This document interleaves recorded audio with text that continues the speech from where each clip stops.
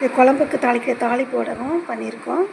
சின்ன வெங்காயம், அது கூட பார்த்திங்கன்னா பூண்டு, கருவேப்பிலை, கருப்பு உளுந்து, சோம்பு, சீரகம், வெந்தயம் இதெல்லாம் போட்டு கொஞ்சம் உப்பு மஞ்சத்தூள் போட்டு இப்போ நம்ம இதை நல்லா பிசைஞ்சிக்கிறோம். நல்லா விளக்கெண்ணெய் விட்டு பிசையணும். பிசைஞ்சு நல்லா உருண்டையாக உருட்டி வைக்கணும். 3 நாளைக்கு விளக்கெண்ணெய் தொட்டு நம்ம பிசைஞ்சிட்டு உருண்டையாக உருட்டிட்டு இதை 1 வாரம் வெயிலில் காய வச்சு எடுத்தோம்னா நம்மளுக்கு சூப்பராக தாளிப்போட ரெடி ஆயிடும். இதுக்கு வத்த குழம்புக்கு, மீன் குழம்பு, புளிக்குழம்பு இதுக்கெலாம் போடலாம். ரொம்ப டேஸ்ட்டாக இருக்கும். எல்லாத்தையும் நல்லா ஒன்றா கலந்து நல்லா பிசைஞ்சாச்சு.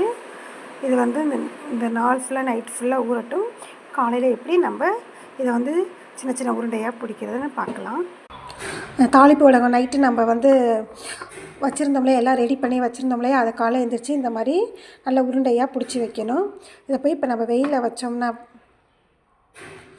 வச்சிட்டோம்னா நல்ல வெயில் அடிச்சிச்சுன்னா 1 வாரத்தில் நல்லா காஞ்சிரும். நல்லா வெயில் எடுக்கும்போது அதை நம்ம செய்ய முடியும். இது ஒரு வருஷம் வரைக்கும் வச்சுக்கலாம். இது ரெடி ஆகிறதுக்கு எப்படியும் 1 வாரம் ஆகும்.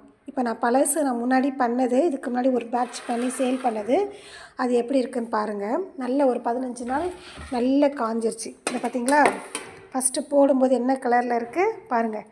இது நல்ல ஒரு 15 நாள் 20 நாள் நல்ல காய்ஞ்சி ஒரு டைம் கிடைக்கப்பல எடுத்து வெயிலில் வச்சுருவேன். இந்த மாதிரி ரெடியாக இருக்குது. இந்த கலரில் ரொம்ப நல்லாயிருக்கும். குழம்புக்கு போட்டிங்கன்னா நல்ல வாசமாக இருக்கும்.